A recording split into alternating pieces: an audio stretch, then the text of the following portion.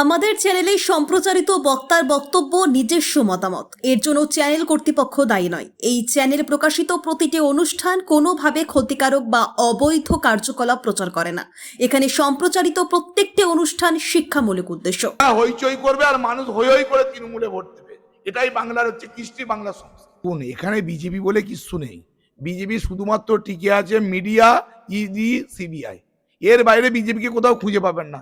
সাধারণ মানুষকে জিজ্ঞেস করবেন বিজেপি কোনো কাজে যায়, কারণ মানুষের বিপদ হলে মানুষ যায়, কোনো বিজেপিকে খুঁজে পাবেন না।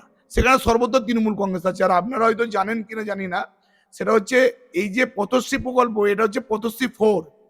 আগে 3 টাইম পথশ্রী প্রকল্পের কাজ অলরেডি হয়ে গেছে। আর বাংলার মুখ্যমন্ত্রী যতদিন বাঁচবেন বাংলার মানুষের জন্য কিছু না কিছু প্রকল্প বাড়িয়েই যাবেন। আর বাংলার মুখ্যমন্ত্রী মমতা বন্দ্যোপাধ্যায় চাইছেন বাংলার মানুষ সব সময় যাতে সুখে থাকে, বাংলার মানুষ যাতে সুস্থ থাকে, বাংলার মানুষ যাতে ভালো রাস্তাতে চলতে পারে, বাংলার মানুষ রাস্তাতে যাতে আলো থাকে। মুখ্যমন্ত্রী এই চিন্তা ভাবনা সর্বত্র করছে আর সমস্ত জায়গায় করছে, আগামী দিনে করে যাবে। বিরোধী দলনেতা আজকেও যেভাবে মানে কুরুচিকর মন্তব্য করছেন, যেভাবে একের পর এক সভায় মিছিলের সবার অনুমতি পেলেন না মিছিল, সেই মিছিলেও যেভাবে মমতা ব্যানার্জিকে আক্রমণ করছেন, একে আরো ব্যাকফুটে চলে যাবে বলে মনে করছেন? আচ্ছা ধরুন আপনাকে একটা কথা বলি, এই বিরোধী দলনেতা শুভেন্দু অধিকারী 2021 সালে বিজেপি থেকে, এই তৃণমূল থেকে বিজেপিতে গেছে। আপনি দেখুন ভালো করে, যদি সবকটা নির্বাচন, 21-এ বিধানসভা নির্বাচন হয়েছে, 24-এ লোকসভা নির্বাচন হয়েছে, অনেকগুলো উপনির্বাচন হয়েছে, একটা নির্বাচনে শুভেন্দু যাওয়ার পরে তৃণমূলের লাভ হয়েছে না লস হয়েছে? একটা নির্বাচনে তৃণমূলের বিজেপির লাভ হয়েছে না লস হয়েছে? যতগুলো নির্বাচন হয়েছে ততগুলো নির্বাচনে বিজেপি হেরেছে।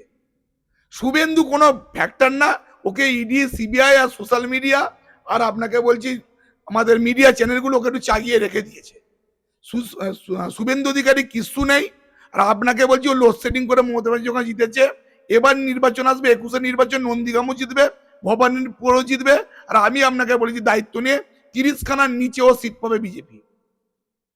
শেষ প্রশ্ন করব যে আপনার এখানে বিএলওর কেমন সহযোগিতা পেলেন? দেখুন আমাদের এখানে বিএলওরা খুব সুন্দর সহযোগিতা করেছে।